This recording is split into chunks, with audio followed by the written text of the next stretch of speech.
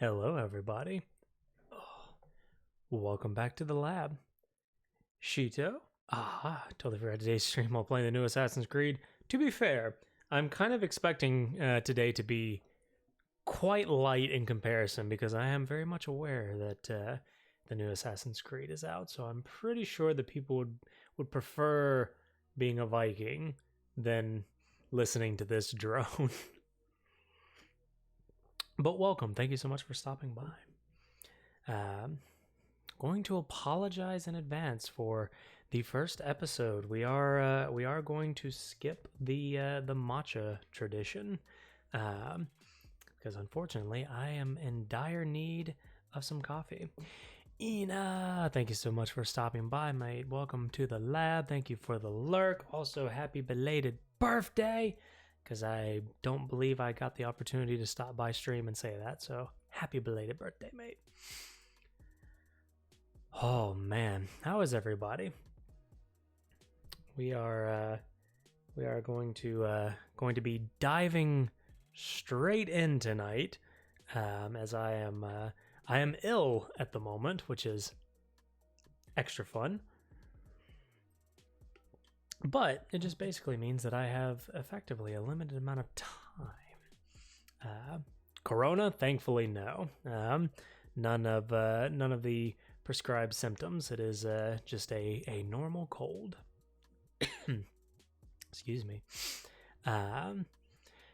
But conveniently, the benefit to having a normal cold and being a medge is that you have shit to do and you don't have time to stop for a cold. So we're not gonna. We're just gonna keep on plowing through. Let's see here. And in fact, we are actually going to start today with a mention that apparently I completed an MVP 2 feature off stream, and I feel only slightly terrible about this. So I wanted to start today's stream by going over the dynamic feature toggles that I invariably worked on at some point, and I actually don't recall working on these, but I did, so we're going to talk about them. So this was an MVP 2 feature that, in a nutshell, we were talking about the ability to toggle features like the greeter, commands, and so forth on and off dynamically in whatever capacity dynamically meant. And I was looking at this thinking, okay, well, is this a flags type of deal? Do I pass these things onto the command line? Do I set this in the config file, and thus the config file kind of becomes a source of truth for what's on and what's off? And the config file for what's on versus what's off was kind of interesting because I could set it once for a channel and just kind of go, that's it, be done with it. An API, considering that we don't really have the REST API for configuration automation way down here, that didn't really kind of make sense. So I kind of took a first stab at it. And the first stab at it was just plain old flags. As if we don't have enough flags on this. Jin, welcome back. Thank you so much for stopping by.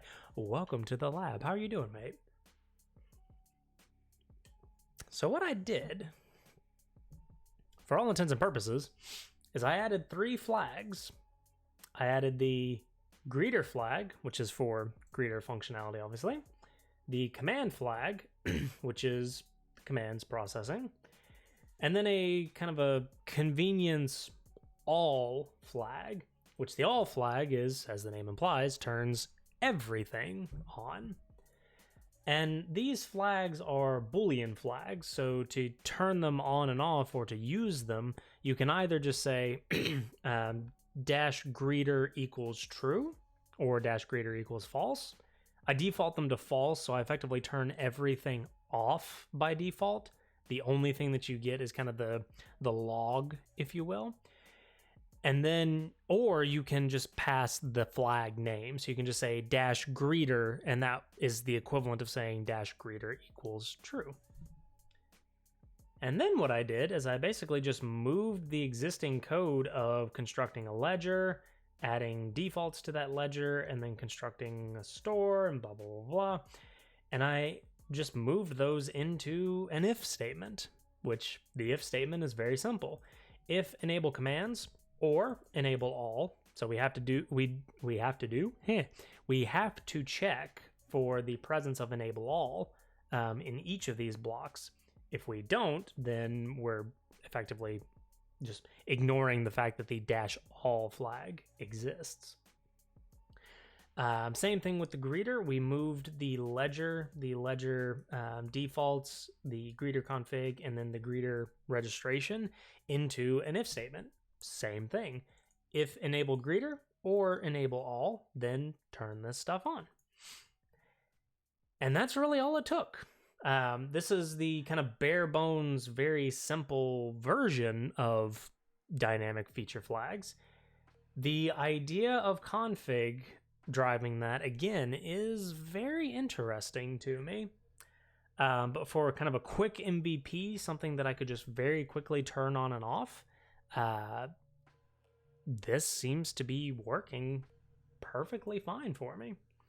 So I wanted to start the stream off by going over that feature, because that feature was a very small one and a very quick one. And I think that more or less gets us past the idea, or at least initially gets us past the idea, of a lot of the kind of quality of life types of changes that we've been doing over the last couple of sessions. So if nobody has any regrets, or if anybody has any opinions about this this feature, squash and merge.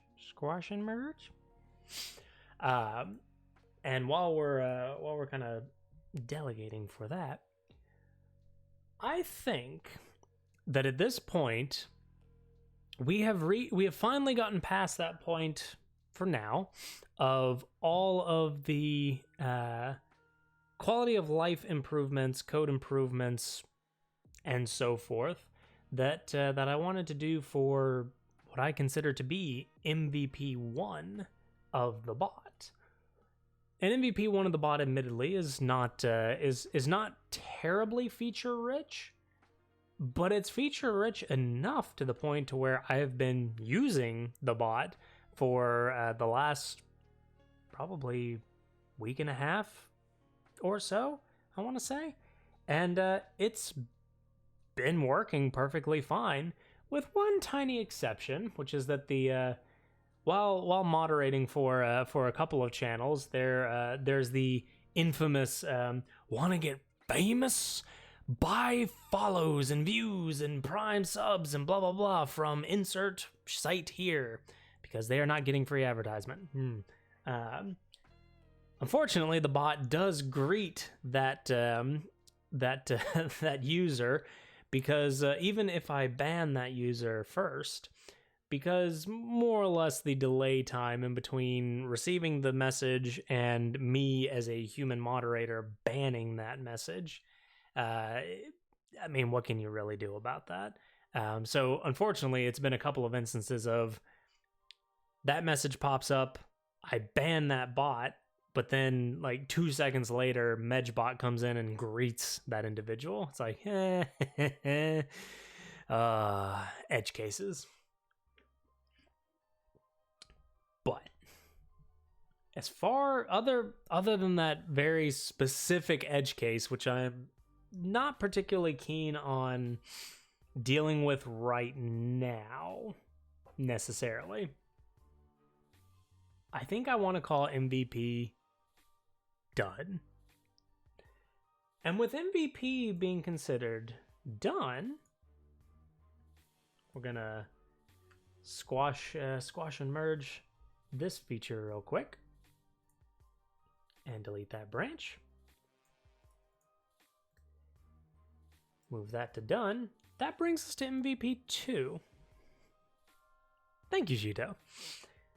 That brings us to MVP 2, which I have recognized over the course of my testing for the last week and a half or so that these other features, with the exception of emote usage and possibly bits tracking, they can't really be done with IRC, at least as far as I am aware. So a little bit of context. So what I've been doing is I've been connecting this bot to a series of channels, including my own. Which actually, let me grab that code real quick. Come down to here, go run main.go, enable all, turn that thing on. I didn't do the thing. Need to source and then do a go run. So in the current state of the bot, I don't see follows. I don't see subscriptions. I don't see point redemptions. I don't see bits, although technically I kind of sort of do see bits ish. Yeah. But yeah, so in a nutshell, I don't think that IRC is really going to be the feature that's going to allow me to do these things. It is definitely something that I think is going to require PubSub. Oh, hello, Sorcery. Thank you so much for stopping by. Welcome back to the lab. And no, I am ill, but that ain't gonna stop me. Hope you are doing well as well. And oh, there goes the bot. All right, here we go. I don't believe that I cleared out the ledger.txt. That's the other issue that does still unfortunately exist in the bot, which is that the local file version of the bot doesn't really have any. It doesn't really have an expiring context to it. So whereas Redis, when you apply keys into a Redis database, it has expirations. But yeah, go to bed. I refuse. Besides, I have work to do. Because this doesn't have an expiration key on that file, unfortunately, that just means that every single time that I want to use this file, it is it's just there. It's just permanently there. Didn't we have the idea to check the file created at? Yes. I just think that we didn't actually get to implementing that. Although I do have a ticket for it. I have add expiring keys to the file ledger. And actually, let's see here. Pershito. Could we use the files created at header for this? And I think we concluded that the answer was yes, I believe, but I didn't really go much further into that feature than that. But that's definitely something that we could look into, and it will be something that we'll look into for MVP2. And Web and Keyboard with the abrupt distraction. Thank you so much for stopping by. Welcome back to the lab. So what I think we're going to look at are these features. I think point redemptions is in there somewhere. But anyway, the bulk of this is going to code while kneeling still viable. This is true. That's the benefit of coding, and it's the benefit of being a work-from-home coder. Being sick just means that you go at your own pace, you take breaks when you need to, but you can still work, which is very handy.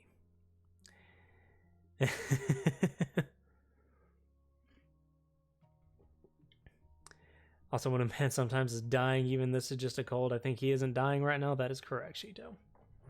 While I do feel ill and I do feel very, very tired, I'm not dying. And therefore, if I am not dying, I am not stopping. Hydrate. Thank you very much. That's the key. Hydrate and rest when it makes sense. So yes, I think that tonight I would really like to start on the pub sub side of things. So, seemed appropriate. It was very appropriate, web and keyboard, thank you. Let's see here. Even though you did it right before I hit the button, technically speaking, that just means that I got a double hydrate, so it still counts. Let's see here. All right. So.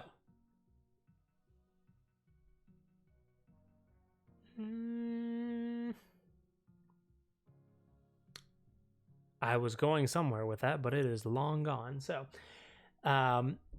for these next couple of features, I do believe that we are going to need PubSub. So, number one, we're going to need a PubSub client, just like we have for the IRC. And actually, let me bring up the Explorer view. Now, there's a part of me that is starting to think that maybe, just maybe, there might be a repackaging effort that needs to happen here. And I was thinking maybe the repackaging is on the Twitch side. We could theoretically have a Twitch client.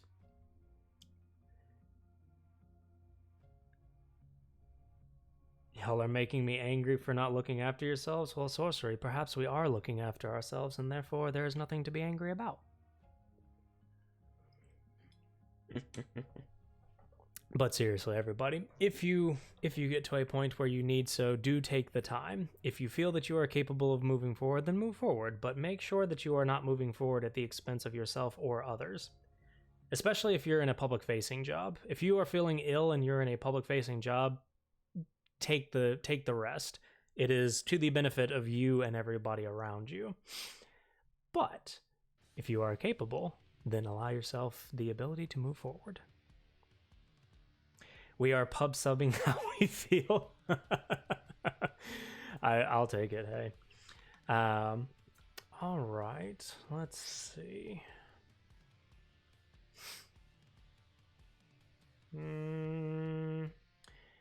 So I was thinking about this just a tiny bit earlier, which is this idea of another client that we are definitely going to have to make, which is this PubSub client. But what I was thinking about was, is there a way to more or less have a combination PubSub client, or a combination client that would allow us to continue to use the read functionality? I don't think the answer is yes as it exists right now. I don't think.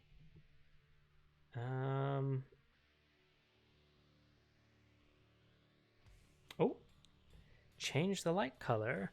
What color would you like, since sorcery rage quit out of here? Purple? All right, let's see here.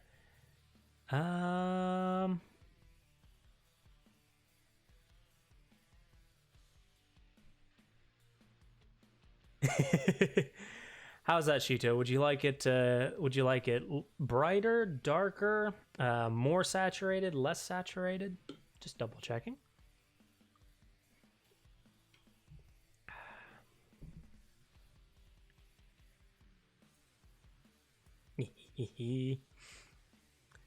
Oh, the little things in life, like color changing bulbs. A bit saturated, so something like that. Actually, that's very saturated in comparison, but my comparison is very off. And also, I'm noticing that I may have to do something like that.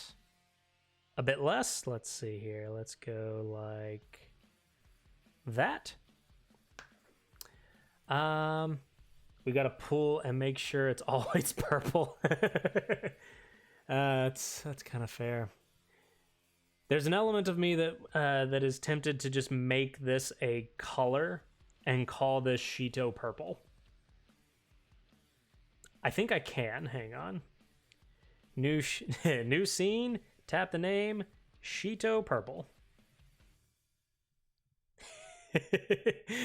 There you go, Shito.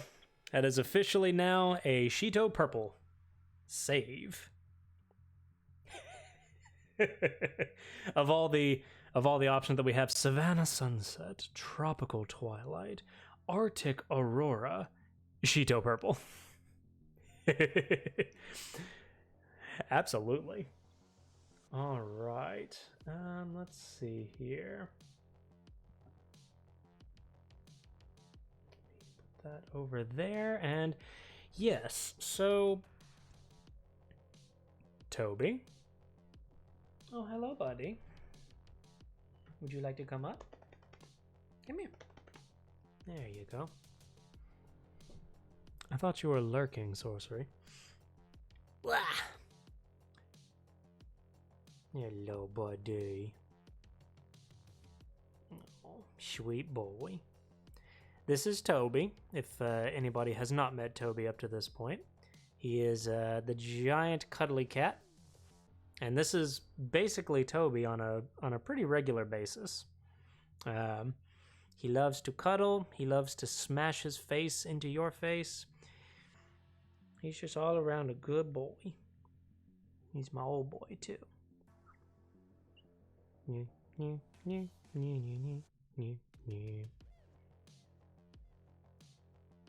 Nieces and nephew. You hear that, Toby? That's Auntie Sorcery. You say hello to Auntie Sorcery?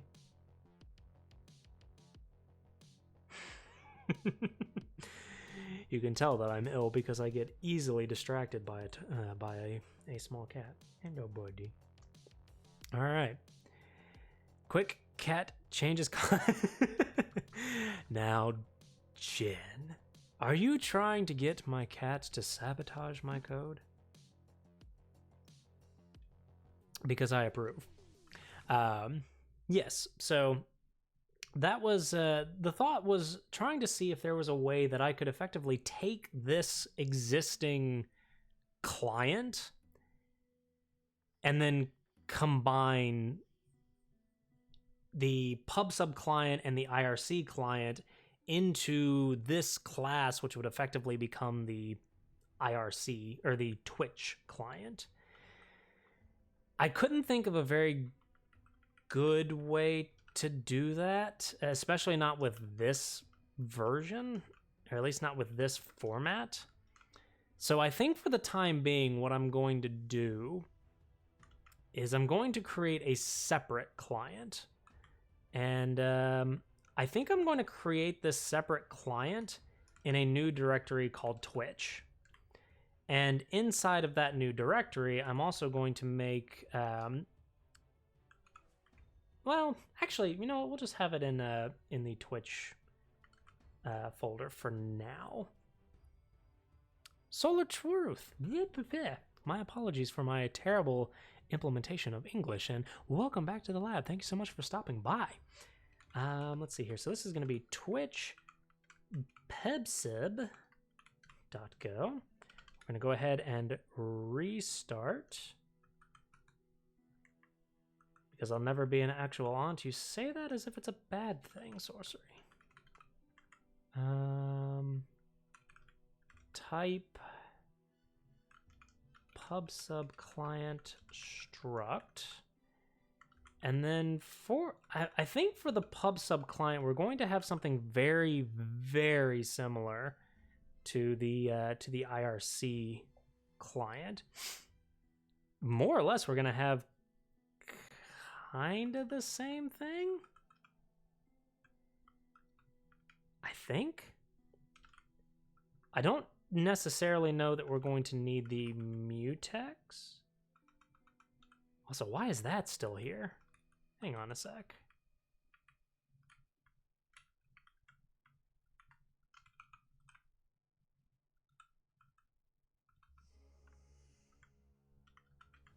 Huh. Anybody else see that? Hang on a second. Why do I still have... I still have the old WebSocket client showing up.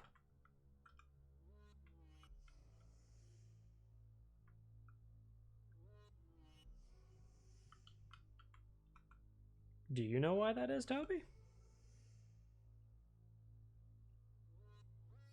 I have no idea why that is.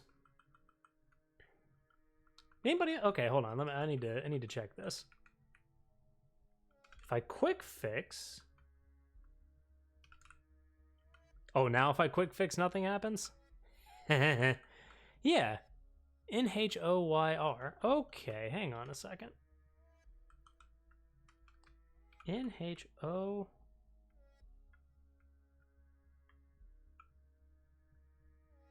Do tell, sorcerer. Huh. I wonder if there's a cache somewhere that that I'm not aware of. Huh. If this is a go to bed joke, sorcery, I'm gonna yeet you out of this chat.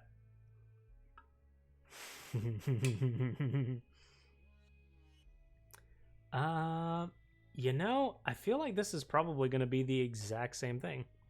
It's in the thing with the other stuff. Ah, yeah. See, sorcery, this is why I need you here for these things. I need you to be here because otherwise I am just lost.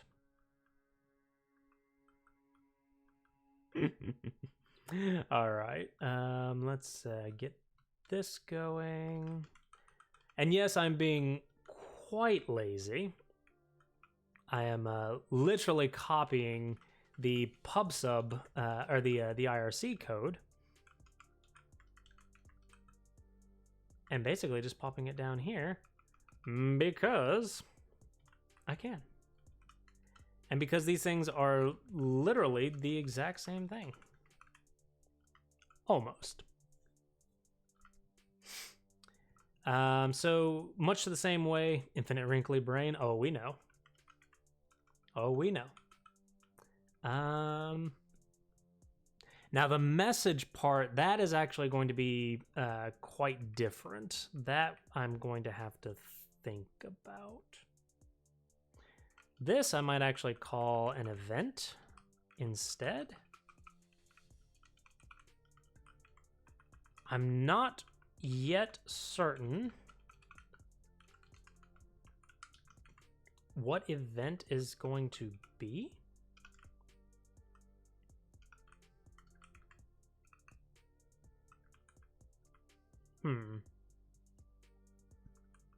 Yes. So there's a lot of repeat code in effect that is going on here. So let me just recap real quick. So in the old IRC client, IRC was more or less just a structure that wrapped a WebSocket connection. And the WebSocket connection came from the Gorilla WebSocket package. And what we effectively did was we wrapped that WebSocket connection and we added on various methods that allowed us to interact with that WebSocket connection like an IRC connection, which was convenient because that is effectively what the IRC connection was. And we used a couple of conventions to do that. Number one, when we constructed the client, we didn't actually connect to anything. We just returned you a data structure. Admittedly, I'm questioning whether or not I actually want to do that or not, but for the time being, I'm going to keep it consistent. And if I decide to change it, then we'll change it kind of in one swipe. We connect, we read, and then there was also a write process. And then from there, we have a read and a write, and then we have a series of what effectively are IRC-specific write functions. Send pass, send nick, join, capability request, private message, Pong for the Pong message, so on and so forth. And we definitely want the close as well.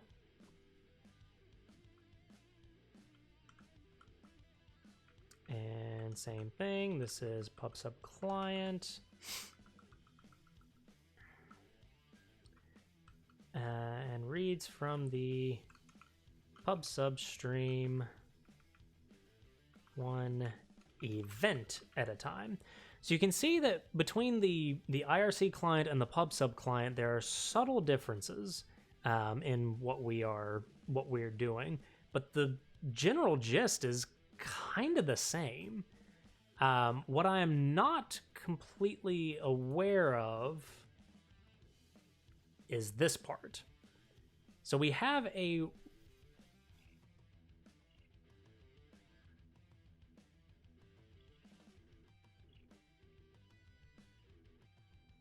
thank you, buddy.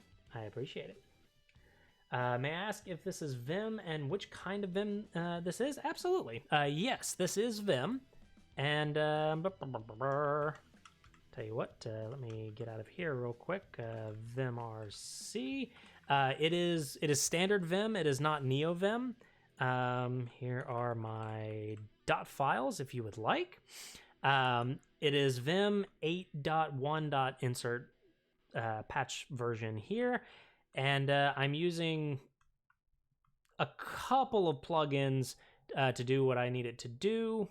They're here. They're also in the dot files, but the big one is COC, the Commander of Completion. Here you go, buddy. Boop. Bye-bye. And COC is my my language server, my completion engine, if you will. And yes, Vim 8.2.1500. Correction. Where was I? I was on the... I was on PubSub. I don't know what my brain did there, but certainly, why not? Oh, and then I'm using Vim Fugitive is the plugin that gives me this form, this view, this get files view, as well as when you see me do things like, oh, hey, I have untracked files on Twitch, so I'm going to stage those files. And then if I want to commit them, then I do a gcommit. Gcommit brings up a commit window that allows me to do a git commit from Vim, so on and so forth. I'm not really a put everything into Vim kind of person because I value the command line just as much, but yeah. Oliver Codes, welcome to the lab. Thank you so much for stopping by. What kind of bot are you making? I am making a Twitch bot, and let's see here. In a nutshell, this is, you can think of this as kind of sort of like a utility bot, I guess. It's a bot that can, at the moment, print the chat out onto the console, which you can see down here. It is IRC compliant, so it responds to the ping pong commands that are necessary. And oh, good. My slow clap processor made it into this thing. Pandawanber? Or is that Pandawan line break? Depends on if you're in HTML or not. Thank you so much for the follow. I appreciate it. Welcome to the lab. Digital lab coats will be available upon request. However, we cannot guarantee that they will actually fit because we did in fact use line breaks to try and align everything. And Jabata, thank you so much for the redemption for the change the light color. What color would you like? But yes, so Oliver Codes, this is a, I'm calling it a utility bot. It is able to spit chat out on the, It is able to spit chat out on a log. It can auto greet people, which is more or less what you see going on right now as to why I'm chatting and saying hello to people. Those kinds of things. RGB 11 102 35. Let's see if I actually have RGB capabilities. Oh, that's not what I wanted.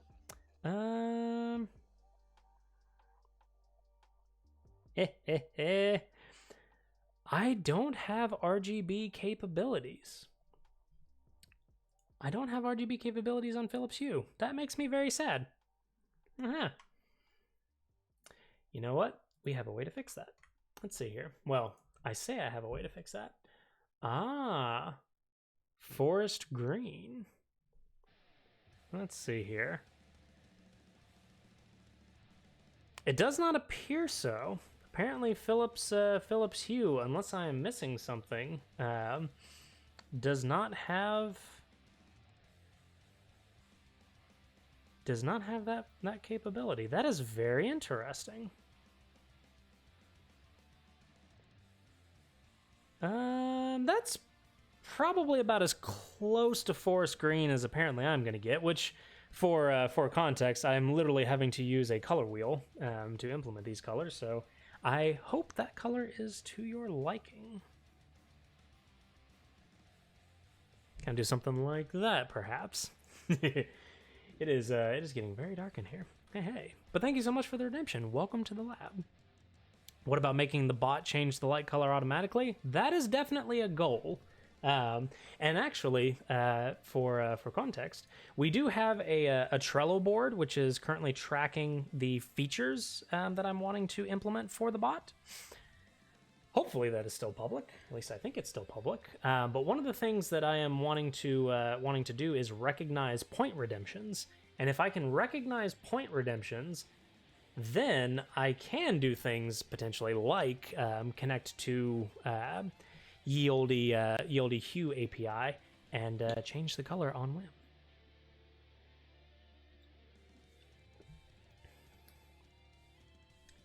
Color shift sheet to purple. Exactly.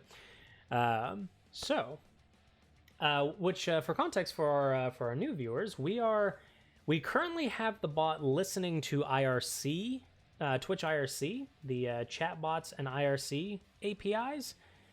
However, we've kind of come to the conclusion that IRC is not really going to give us the feature functionality for point redemption subscribers, followers, and so forth. So we're going to need the PubSub client to do that. Who changed my light?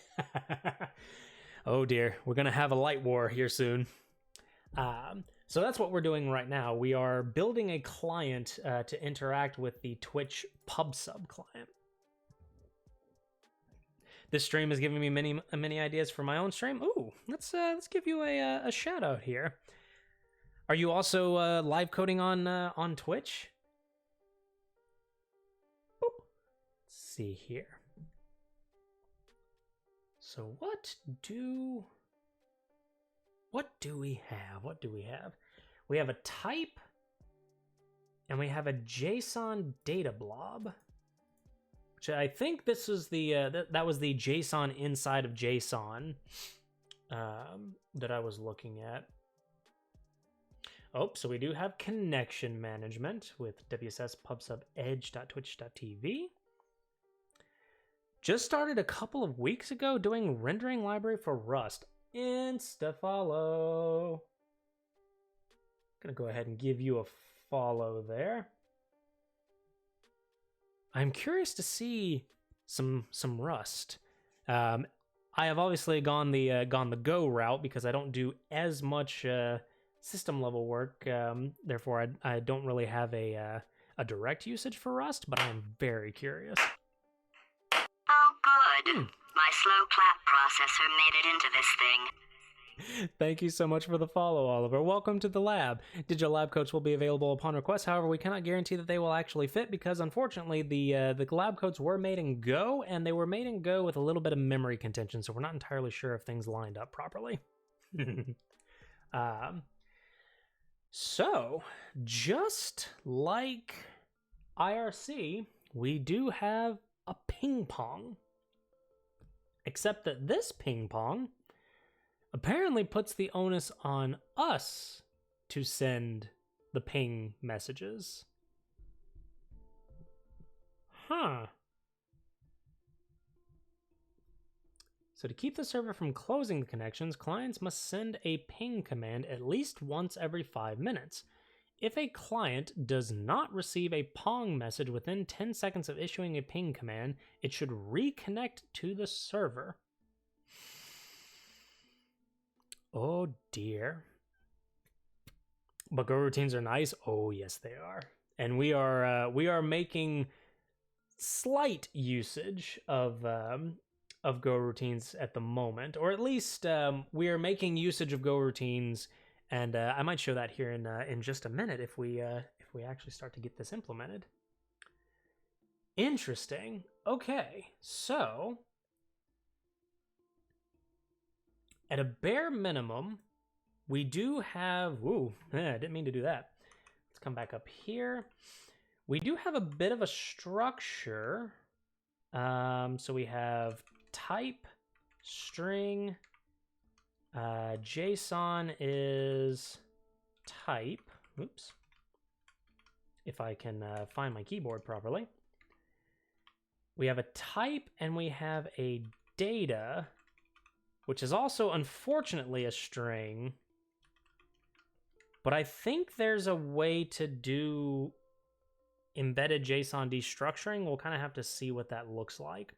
But this more or less forms a standard event message, which seems pretty simplistic. And that's the same event type that we're going to use for ping pong. So we're probably going to need to copy over our write command. Yoink.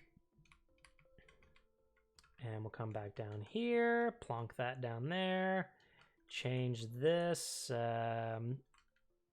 from IRC to PubSub. And then we want to change this to PubSub stream. And just again, so what I'm kind of doing at the moment is I am just building up a client that we can use, and I don't believe that I'm going to allow writing outside. I'm not going to allow raw writes to PubSub. In fact, I might not even allow writes at all to PubSub, because as far as I can tell, PubSub should more or less just be a read connection, except for this ping pong method.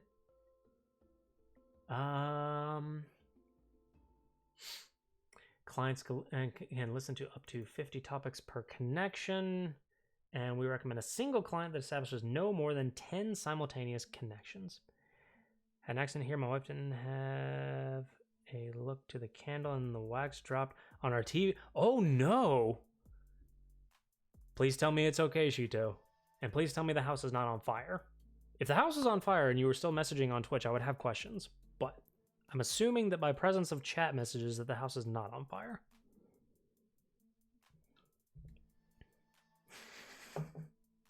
Or perhaps you are messaging, but it's kind of one of these situations. Let's not jinx it. It's fair. Okay.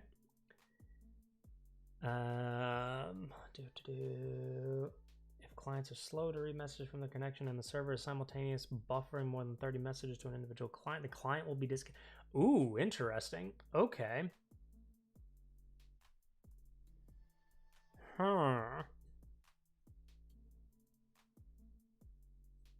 I don't imagine that this is really going to be much of an issue, considering that whenever we get a message, we kind of read it, we pass it on, and then we just keep going. But then again, if something isn't actually listening for those messages, that could be... If clients are slow to read messages from their connection and the server is simultaneous buffering more than 30 messages to an individual client, the client will be disconnected. So in other words, this is kind of a real-time consumer type of setup, if we are not consuming messages fast enough, we could actually get disconnected from the server, which is very interesting. Ooh. Gotta get the bigger cup. Okay.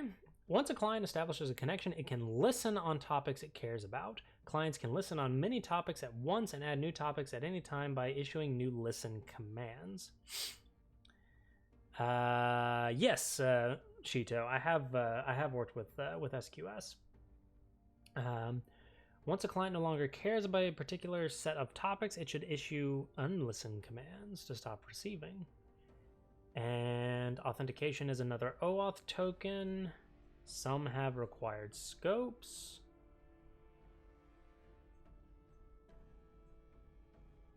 All topics require an OAuth token. Bits.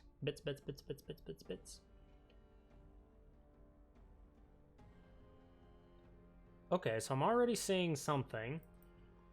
So this idea of a channel ID that might require a fetch for that channel ID.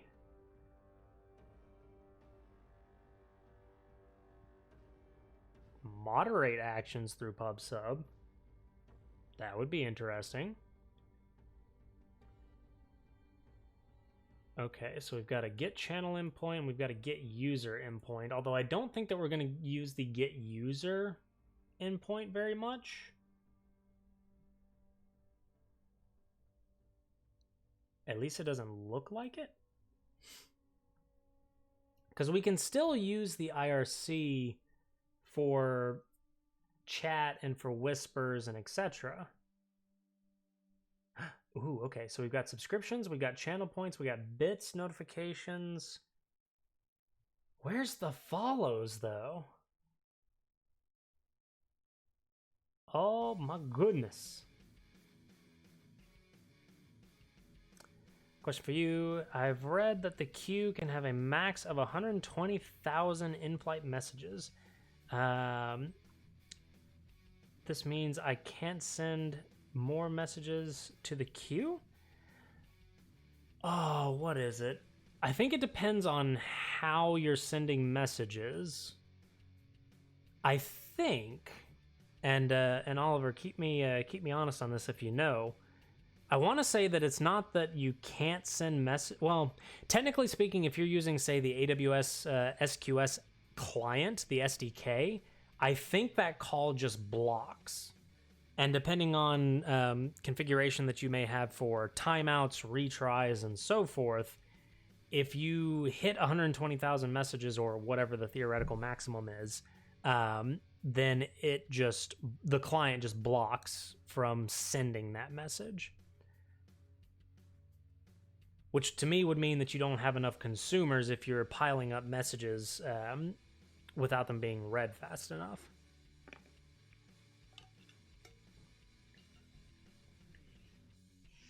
Although I guess technically you could also offload messages if you reach a certain threshold, but depends. Let's see here. Channel bits events is deprecated. For bit events, use channel bits v1 instead. Channel commerce event. For the briefest of moments, I thought I was reading that channel bits events is deprecated. Use channel bits events v1, and then immediately in the next note, channel bits events v1 is deprecated. But no, that was commerce events. Okay. This is an example request for bits. It listens to bits on channel, blah, blah, blah. The authorization scope specified, blah, blah, blah. Okay. Oh, there's a nonce parameter. It's an optional nonce parameter. Okay.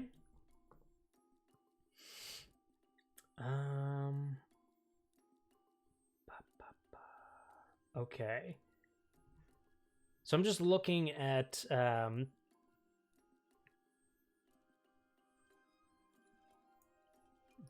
okay, so that's to subscribe. So before we get to that point, we establish a WebSocket connection to this, and then we have to send ping pongs, or we have to send pings, and we will receive a pong So that, in theory, should be the first message that we receive. Oh dear. Let me, let's see here. I have to write an initial data importer for 70,000 accounts to save the data in Elasticsearch. In between is a Java proxy who is connected to the Elasticsearch and consumes the messages. The problem is Elasticsearch with the API as the bottleneck. Ah.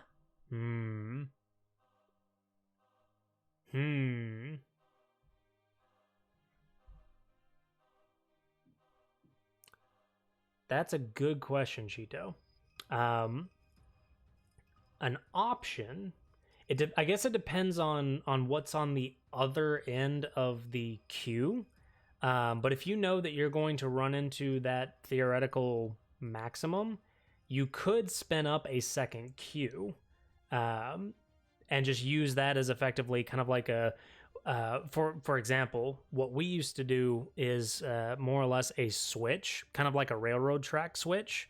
And when we were consuming messages from source, we would then sync those messages back and forth on QA, QB, and we would just flip back and forth between them.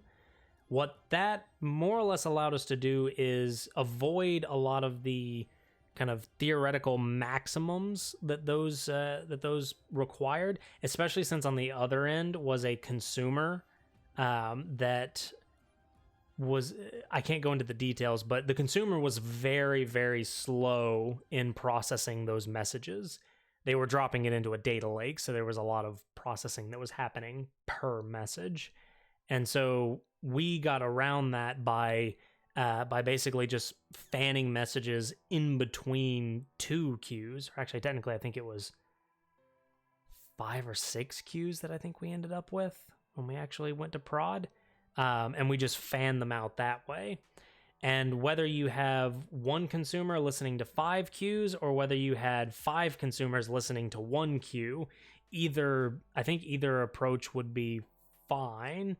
But again, I guess it just kind of it is dependent on what's on the other end of that queue that you're sourcing messages to.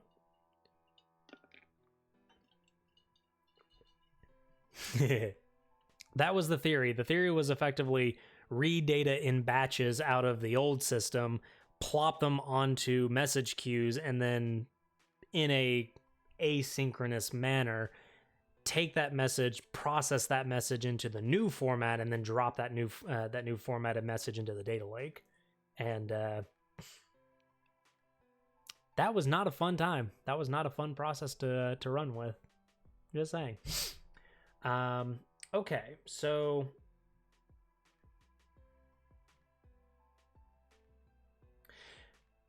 unlike IRC, which is basically just raw strings with string processing, I am noticing that there is kind of a nested property to PubSub here. It's making me wonder. Because what I could do, since this is a JSON-oriented API, that's kind of what I was thinking about whenever I started writing this event object. So type is a string and data is a string. Data is not a string.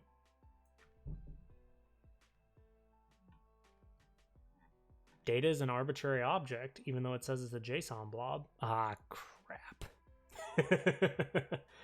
Oh, I thought I was going to be able to get away with being cheeky, but no, I don't think I'm gonna.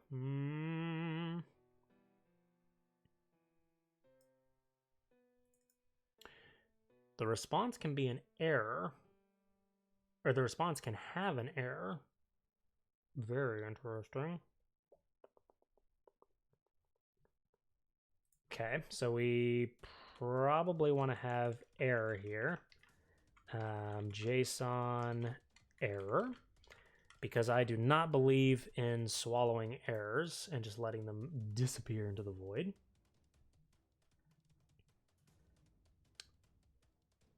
No string manipulation for me. I could have sworn that... Oh, no. Oh, no. It was this.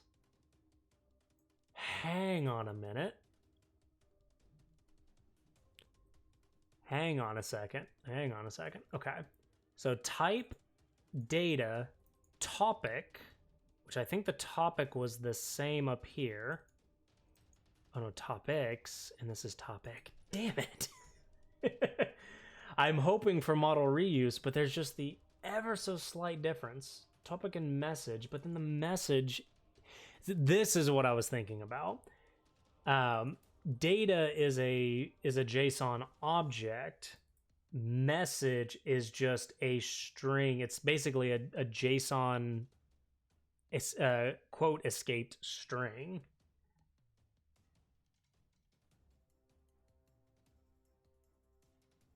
Ah, that makes me sad. Channel point event message, on the other hand.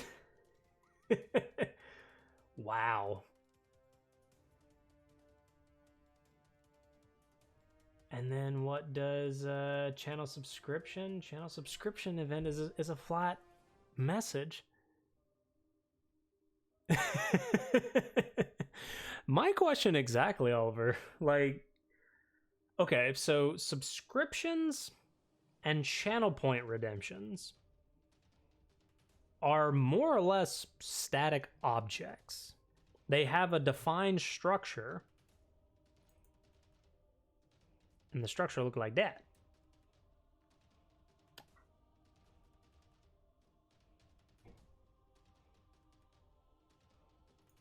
They're all of type message. Oh, that makes me sad.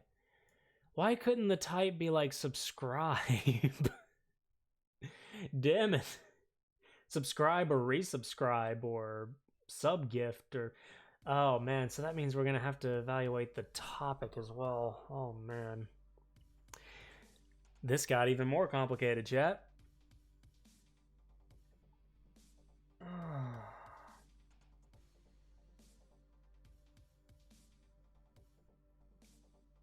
Everything is a message? What about bits? Are bits a message? Bits is also a message. Shit.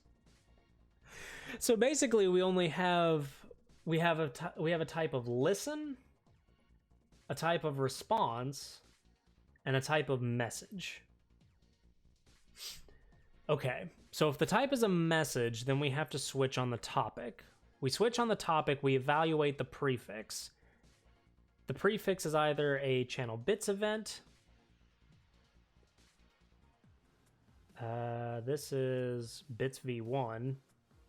I imagine we would go for bits v2.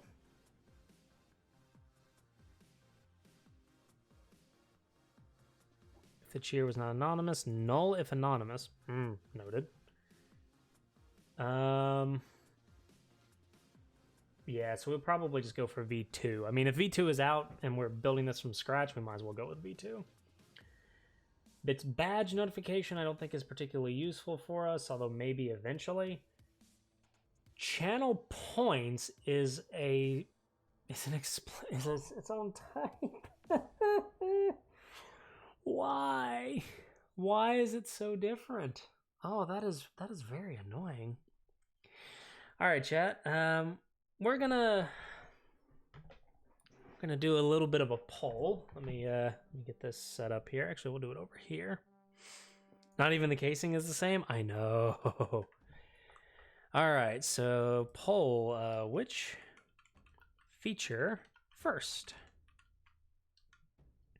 Bits, subs, point redemptions. Was that the only ones that we had? Bits, followers. I don't even know where followers are. Subscribers, point redemptions. Yeah, we'll go with that. And we'll do a duration of 3 minutes. Yeah.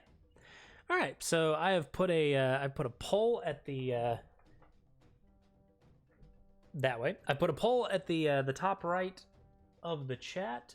Which feature should we do first? Bits, subs, or point redemptions? Oh man, On the one hand, though, this is going to give us a little bit of an exercise in code refactoring. On the other hand, why does it have to be inconsistent?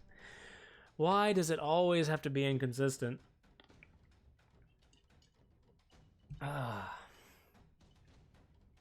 It wouldn't be easy. It wouldn't be easy otherwise. At a bare minimum, I can at least move forward with this first part, because we know that we need to do ping pong and reconnect. Okay.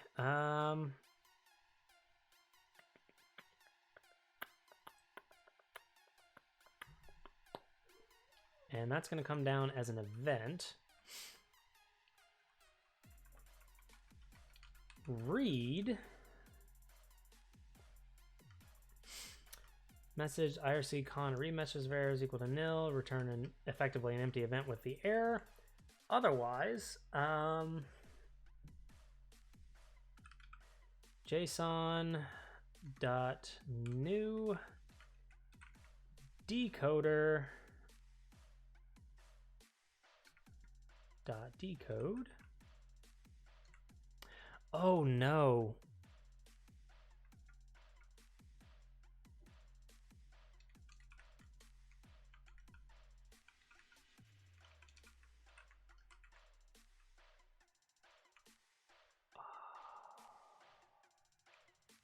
Yeah, we can't do the new decoder.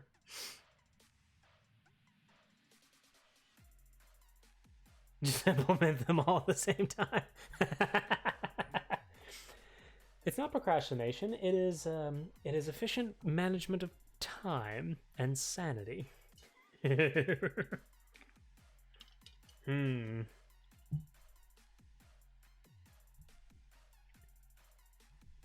so we're not going to be able to do that. It's going to be JSON dot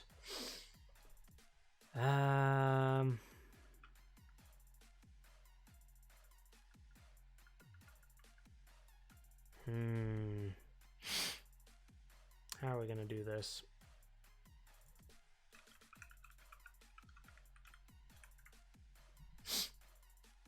I think it's the JSON unmarshal that we are looking for. Yeah. JSON.unmarshal the blob into that. Oh dear. We have bits and we have subs. I guess you have to do both. Let's see here. What was the... I think both bits and subs were the same general format. Bits was an embedded message, and subs... Oh boy.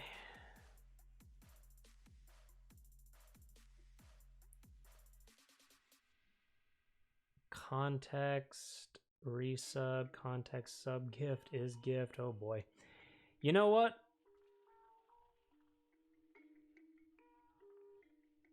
We'll go with bits. We'll go with bits first. So let's move bits tracking into progress. Okay.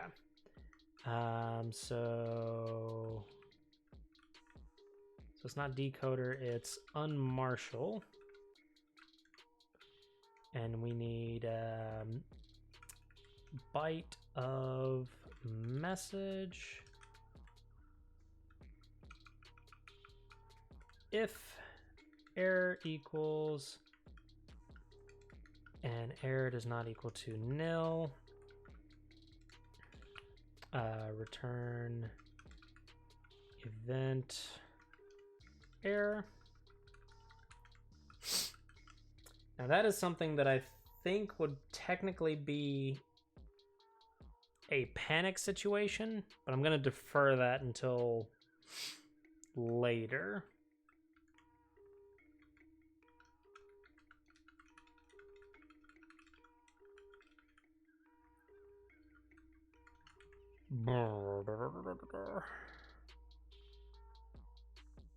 Okay, now how are we actually going to do this? if you do subs first, all guys have to test it as demonetized. I have a feeling that that might be just a tad bit of a smaller data set that I'll have available to me, Shuto.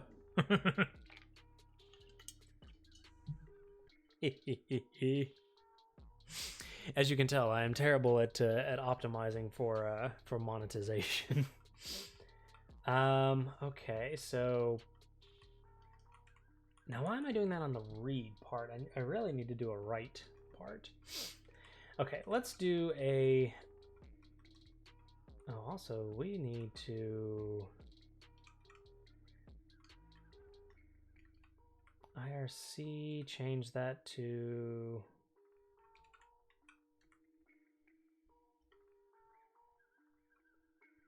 client.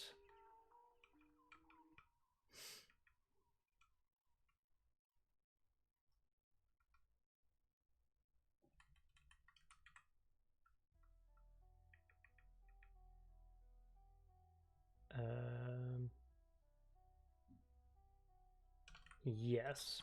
Sorry, I was having a moment there where I was like, wait, something doesn't look right here. So we don't want that. This needs to be an event.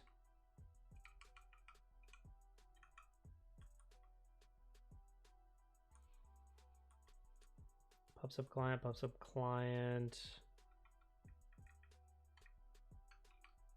PubSub client. And I do believe we need, I think we still need the mutex lock, because if I remember correctly, we did get a panic on concurrent writes. So to ensure that we don't run into that issue, we'll do a mutex lock and a mutex unlock. How long have you been streaming? Any tips for mic setup? Let's see here. How long have I been streaming for now? This would be day 18. I stream twice a week, but I missed 2 days. I can't do the math at the moment. It's been a couple of months now. And any tips for mic setup? Or mic / setup? So my setup is pretty simple. The part of the screen where you see the code, that is actually so I work off of a single monitor, and I have my monitor, it's a 27-inch monitor, and I divvy the monitor up into sections. So on the, well, I guess for you guys, this would be on the left side of the monitor is my code and more or less the section that stream sees. And on the right side of the monitor is OBS. I use raw OBS. I do not use Streamlabs OBS because Streamlabs OBS crashed on me so many times that I gave up on it. I have the Twitch chat pop out. I have the alert. So I do use Streamlabs widgets. I just don't use Streamlabs OBS. And so I have the alert box widget so that I can hear when events happen. Beyond that, everything else, I will link. I will link this because this is what I used to get started. NoOpCat on Twitch is a fantastic streamer, definitely worth a look. And I used that article to kind of help me get started. So definitely worth a look. And my setup is more or less very similar to hers,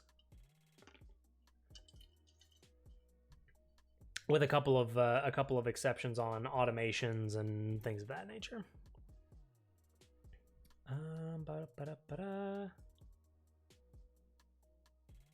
Okay. All right. Am I using display capture for OBS? I am. What I do is I have display capture, but then I crop the capture. So I basically crop off a segment of the screen, and that's where I have all of I have OBS sitting. That's where I see my preview and the chat window, the alert box, iTunes or music is up and running, and I can see kind of what's playing. Basically everything. This is kind of like my secret corner or my secret side of the screen. Let's see here. Do you think Rust is good for backend? Backend in what capacity? I think Rust is a fantastic language. I think that the learning curve is quite interesting, for better or for worse. There are a lot of concepts that you do seem to need to understand to really get productive in Rust. But I personally really liked the idea of Rust. Rust is a bit new for that kind of stuff, but it's getting there. The libraries haven't grown yet, but definitely try it. I agree. Now, personally, like if you're talking about using Rust for, say, web APIs, personally, I've not tried it. The extent of my Rust experience was I looked at it, I read a couple of the getting started pages, and I think I got curious by their what was it? What do they call the concept where memory is owned? Like it's owned by a particular scope. I can't remember the name of it, but that I think I remember looking at that concept being an old C programmer, and being intrigued, but never really got beyond the intrigue part.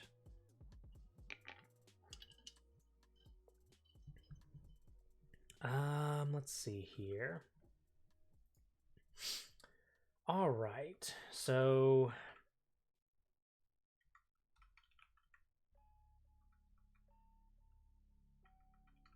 now I think we do need marshaled, and then what we need to do is if error equals json.marshal, excuse me, json.marshal message. Oh, sorry, this is bytes error equals json.marshal, error does not equal to nil, return error. Now I was doing something more fancy with that, but I cannot recall for the life of me what I was doing with it.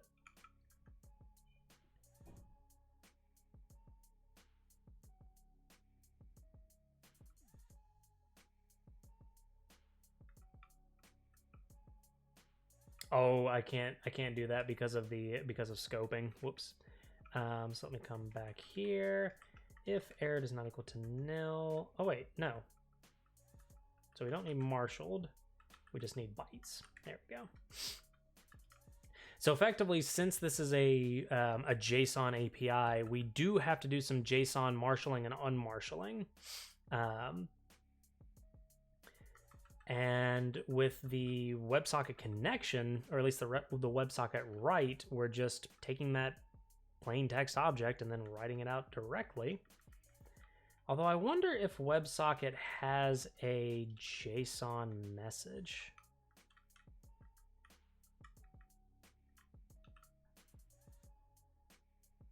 It does have a write JSON.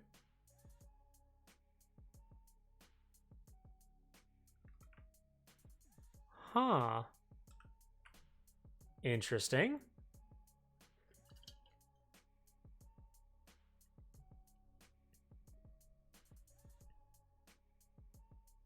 Oh, that is very interesting. Thank you for the hydrate, Soul of Truth, and for the stretch. Cat cam will have to get here in just a minute. Oh, that's very interesting. There's a cat. There are 3 cats. Oh, hello, Tilly. Well, actually, there's a cat right here. Moink. She's hiding, though. Zelda. Come here, kitty. Hello, Tilly. Come here, you. Yeah. This is Tiny Cat. She ran away, though. Toby. Oh. Hello, babies. Well, kind of hard to see with the current lighting, but Tilly, Zelda, and then there's a pure white cat as well, which is Toby. But those are my kitties. Okay, so we have a write JSON method, which is very interesting. So in theory, we could just do a write JSON of message. Have to go to bed now. Time zones aren't the same. Have a good night and have a nice stream. Thank you so much, Shito. I very much appreciate it. Thank you so much for stopping by the lab. Friday or Saturday, I will probably post in the channel either tonight or tomorrow on whether we're going to keep Friday and just add Saturday, or if we're going to swap Friday to Saturday. So I will let you all know. And speaking of, for our new viewers, we do have a Discord channel. Feel free to join if you would like to get announcements and such for when we go live. Yeek. Or if you would like to ask questions in between streams. Good night, Cheeto. Thank you so much for stopping by, mate. Interesting. So, indeed it does. It has its own JSON writer. So actually, we don't need encodings JSON for that part. Nor do I think we're actually going to need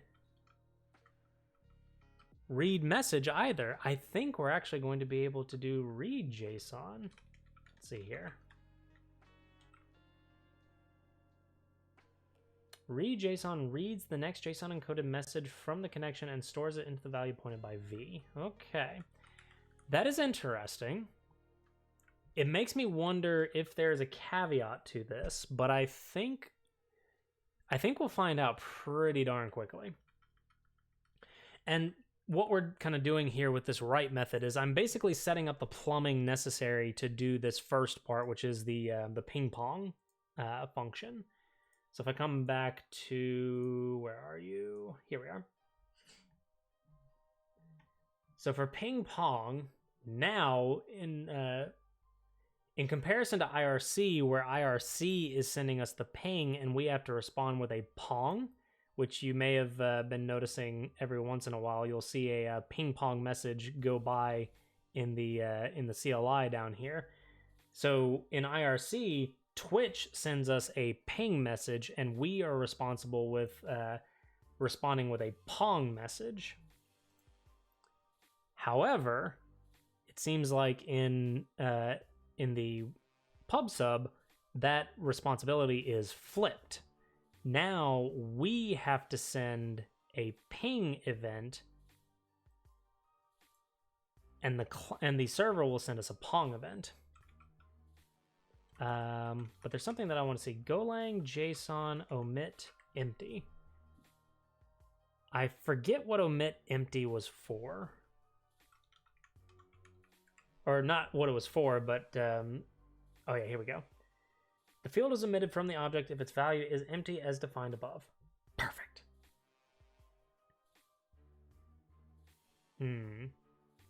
Now the question though is, does omit empty work when marshalling?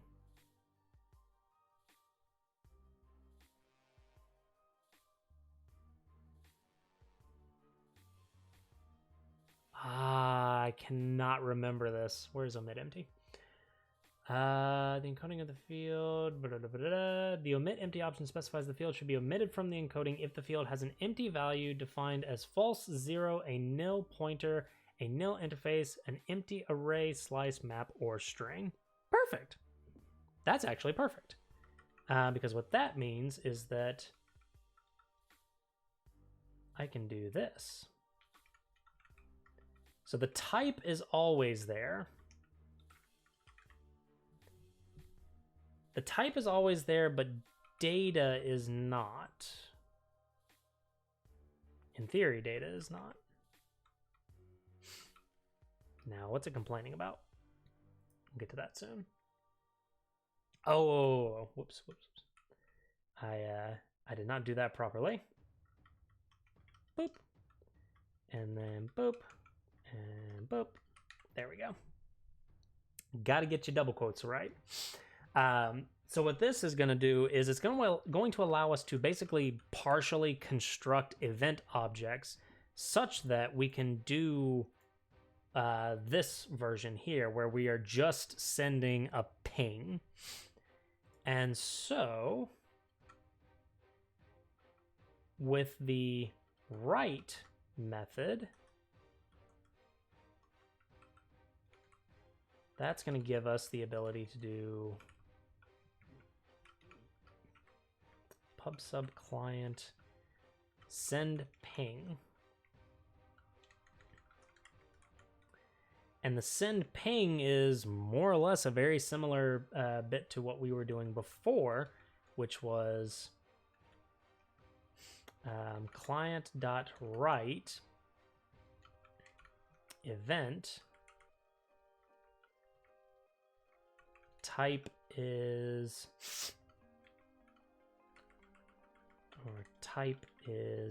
ping.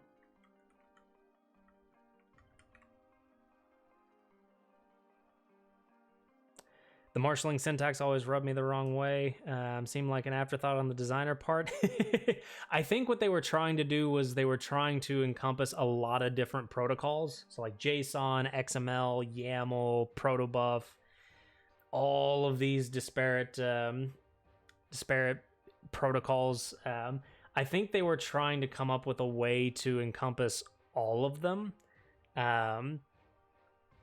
But yeah, I can't. I mean, this is an 11-year-old language, so to dig into the design decisions from 11 years ago is definitely not something that I am particularly. Shall we say I'm not particularly qualified to speak on. Let's see here. So this is more or less just a special version, and for chat. So what I'm kind of doing here is I am recreating. It's already been 11 years. I just read the blog post on Golang's blog today that it's an 11-year-old language. I think I started looking at Go like 5 or 6 years ago, give or take.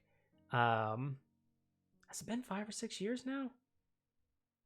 It's like my initial view of it, I think, was 5 years ago.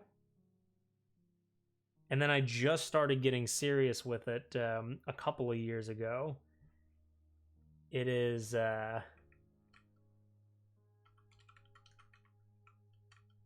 It is hard to imagine that we've gotten to this point. But I like it. I mean, actually, it's not really hard to believe because if you really look at the language is just fantastic. Like, I love this language. It is absolutely one of my favorites. Am I in IRC right now? I'm in IRC right now. I am a doofus. Yeah, we need to be in... oh boy. This is... my brain just folded in on itself. So in very similar fashion to IRC, what we are doing is we've created kind of a generic or a non-purposed write message, which is constrained to an event object. So if we're ever sending messages on this connection, we are sending event objects. We don't allow you to send raw strings. So we kind of sort of take a leaf from functional programming and make this API somewhat strongly typed, even if the object itself is not really strongly typed. We do a quick check, sanity check, to make sure the connection is not nil, because we force the client to connect after they construct. And then since we must only allow one concurrent write, is probably a better way to write that. The Gorilla WebSocket client does not allow for concurrent writes, so we do have a mutex lock and unlock. And then because we're writing JSON messages, we get the benefits of Gorilla effectively being JSON enabled. And heck yeah, that's pretty awesome. Not gonna lie. Oh boy, my head is starting to mess with me. I may have to call it here in just a minute, but at a bare minimum, I would like to at least get this doing the send ping part. So this is going to be a to do. What time zone am I in? I am in Eastern Standard, GMT -4, I believe. So it's 7 o'clock right now, but I am feeling a bit ugh, so it is time is all kinds of fun. Oh my goodness, Thunder. 5 a.m. streams. Welcome to the lab, mate. Thank you so much for stopping by. Why on earth are you awake at 5 a.m.? You madman. How are you doing, mate? Other than being awake at 5 a.m. It's 2 a.m. and have work tomorrow? Then go to bed, my dude. Thank you all so much for staying up and participating in the lab. But if you need to go to sleep, by all means, go to sleep. I mean, we are potentially going to end here in just a moment, but I would love to see this actually send a ping.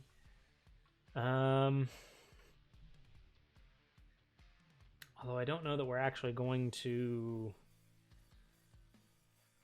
I don't know that we're actually going to get to the ping part. I wanted to check fellow programmer streams and got stuck here. Well, I appreciate it, mate. Thank you so much. Hopefully it has been an enjoyable time here. Let's see here. Usually we're a little more high energy, but yeah. Oh, let's see here. How would I do this? So what is giving me kind of pause for thought is if I go back to my main.go, what we're currently doing is a Chatbot Connect, which Chatbot Connect, I think, is where... Yes, okay. So Chatbot Connect is what is currently connecting to the bot client. Oh, that's not going to work at all. I think we are actually going to have to rename this to IRC. Because I think in order for the bot to continue to work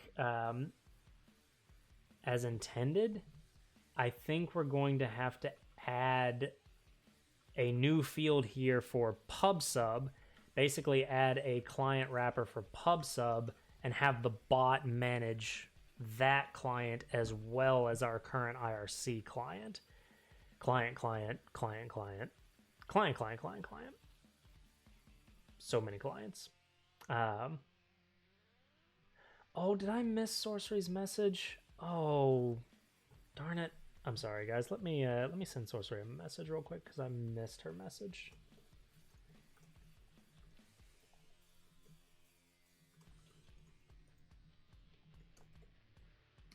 Okay. I don't know why I missed her message. I just completely spaced out there. Yes, so I think main.go is probably going to stay the same, which for our new viewers, just as a quick overview, main.go is our entry point. That's where we're handling command line arguments, where we're collecting configuration, initializing features.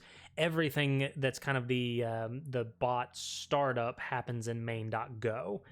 And it currently sits there because we don't really have the idea of like multiple entry points. So we don't have a HTTP API, a CLI interface, et cetera, et cetera. So it's all just in main.go.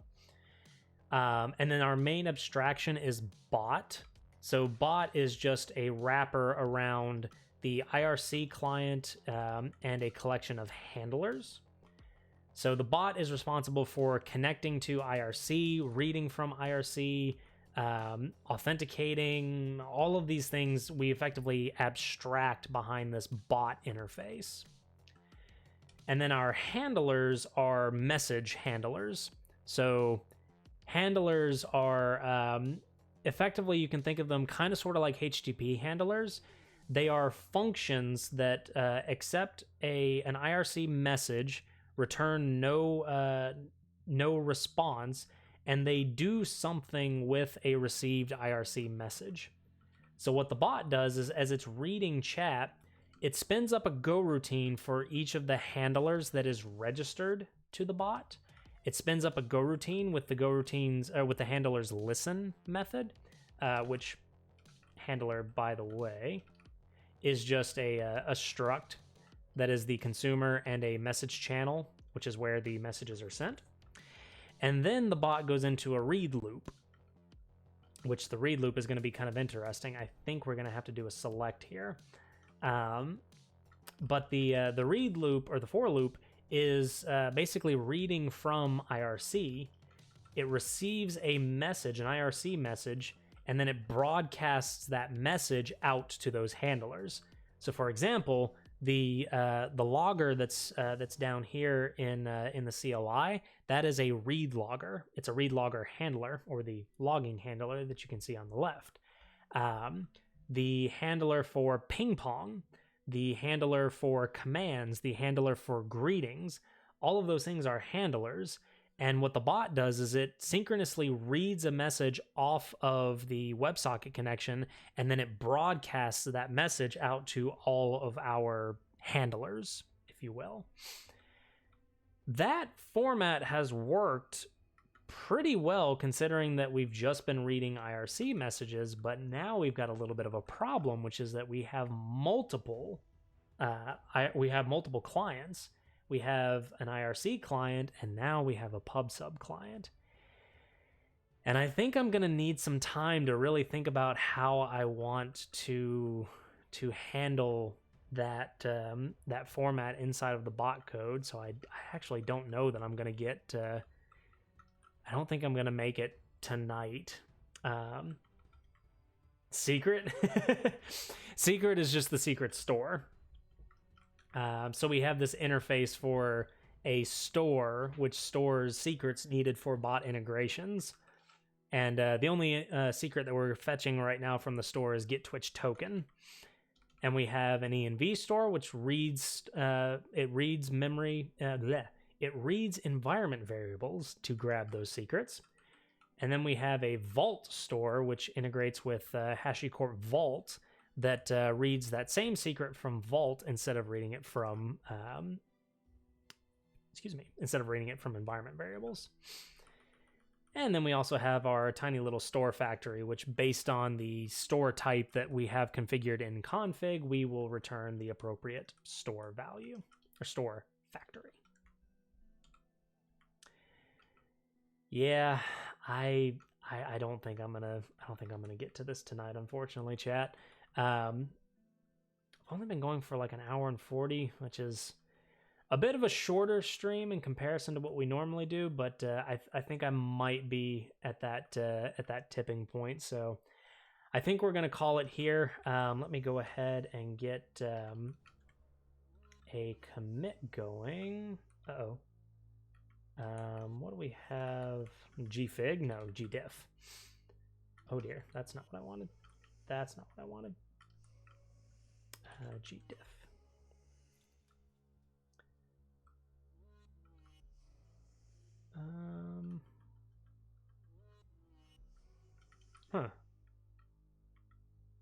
Okay. Boo, we want our money back, I know. Which days am I back? So normally I stream on Tuesdays and Fridays at the same time frame, roughly about 5:30 to 7:30 is what I normally shoot for. However, I am potentially going to be adding Saturday to that mix. Saturday 7 a.m. to 9 to 10 p.m. 10 a.m. depending. So I'll be announcing in Discord whenever I decide. I'm basically deciding whether or not I want to keep the Friday slot or if I want to give up the Friday slot in favor of the Saturday slot. I'm thinking about giving up the Saturday or the Friday slot for Saturday though. But yeah, I will keep I do keep the Twitch section for schedule. I do keep that up to date. So just check there. If you're not on Discord, if you want to know, just check down below. But yeah, I think we're gonna call it there. So, I will get that code committed and pushed up to the repository, which the repository is right here. This is also stored in Discord under the projects channel if anybody would like a refresh to it.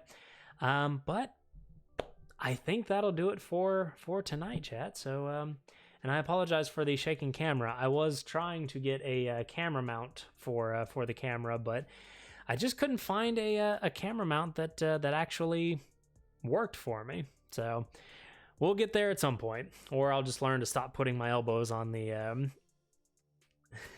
on the page. 76% is Go. That's right.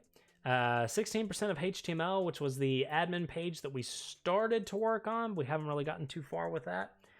And then the rest of it being shell for the shell scripts, Dockerfile, because obviously we had to Dockerize this thing, and other, which I'm assuming they're talking about the make file, because good old make files. Have you seen the small rig mounting hardware? No. I am curious.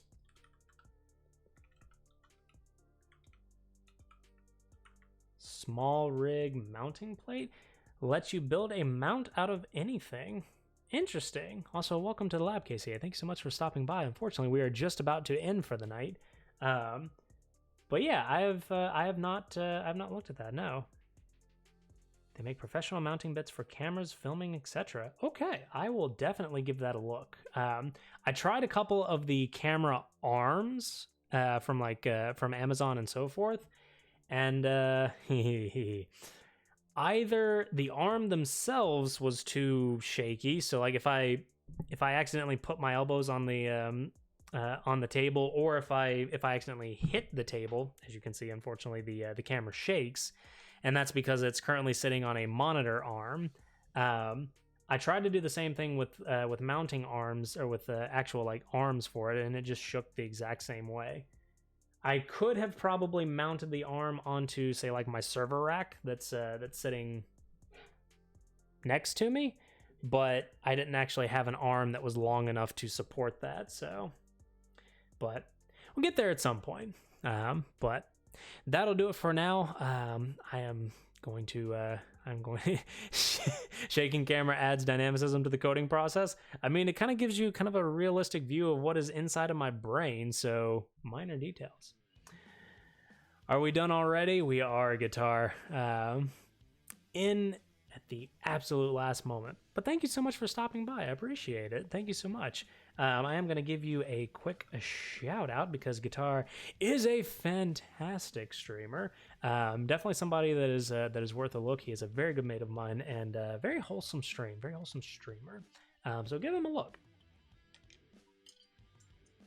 And he has the cutest dog, good old Lemmy. The Lem smile is a smile that can brighten even the darkest of days, especially if you're playing Dark Souls. So, oh man, my brain is just all kinds of out the window right now. But thank you again, everybody, for stopping by. I hope it was enjoyable for you, as much of enjoyment as it was for me. Stay curious, and we will see you all in the next one. Take care, everybody.